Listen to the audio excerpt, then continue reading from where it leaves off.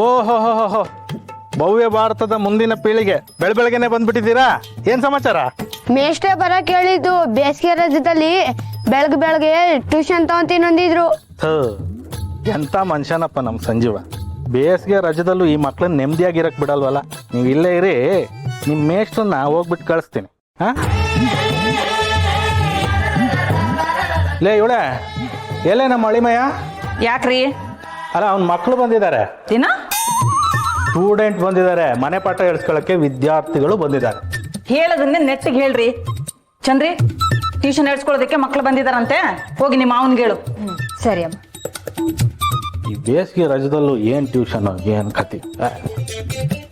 ಬಾವಾ, ಅವರಿನ್ನೂ ಮಲಗಿದ್ದಾರೆ, ಎಬ್ಬಿಸ್ಬೇಕಾ? ಬೇಡ ಬಿಡಕ್ಕ. ಏನು ಸಂಜೀವ ಇನ್ನೂ ಮಲಗಿದಾನ? ಏನ್ ಆಶ್ಚರ್ಯ, ಅವ್ನ್ ಯಾವತ್ತೂ ಇಷ್ಟೊತ್ತು ಮಲಗಲ್ವಲ್ಲ? ಅಮ್ಮ, ರಾತ್ರಿ ಎಲ್ಲ ಕರೆಂಟ್ ಇಲ್ಲ, ಸೊಳ್ಳೆ ಕಾಟ ಬೇರೆ, ನಿದ್ದೆ ಬಂದಿರಲ್ಲ. ಈಗ ನಿದ್ದೆ ಹತ್ತಿರುತ್ತೆ ಬಿಡಮ್ಮ.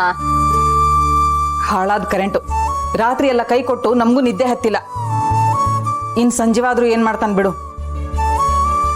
ರಾತ್ರಿ ಎಲ್ಲ ಕರೆಂಟ್ ಇರ್ಲಿಲ್ವಾ? ಹಾ, ನಿಂಗೇನು ಗೊತ್ತೇ ಇಲ್ವಮ್ಮ?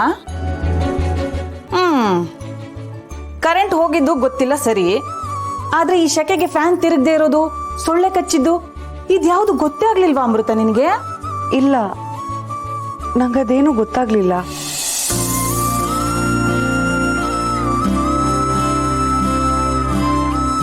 ನನಗೆ ಗೊತ್ತಾಯ್ತು ಬಿಡಮ್ಮ. ಏನ್ ಗೊತ್ತಾಯ್ತೆ? ರಾತ್ರಿ ಎಲ್ಲ ಬಾವ ಅಮ್ಮು ಅಕ್ಕಂಗೆ ಬೀಸಣಿಗೆಯಲ್ಲಿ ಗಾಳಿ ಬೀಸ್ಕೊಂಡು ಕೂತಿರ್ತಾರೆ.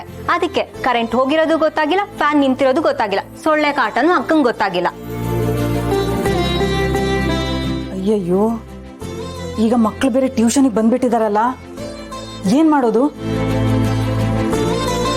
ಹಾ ಚಂದ್ರಿ, ಒಂದ್ ಕೆಲಸ ಮಾಡು, ನೀನ್ ಹೋಗಿ ಮಕ್ಕಳಿಗೆ ನಿಮ್ ಮೇಷ್ಟ್ರಿ ಇವತ್ತು ಟ್ಯೂಷನ್ ಇಲ್ಲ ಅಂತ ಅಂದ್ರು, ನಾಳೆ ಬನ್ನಿ ಅಂತ ಹೇಳೋಗು.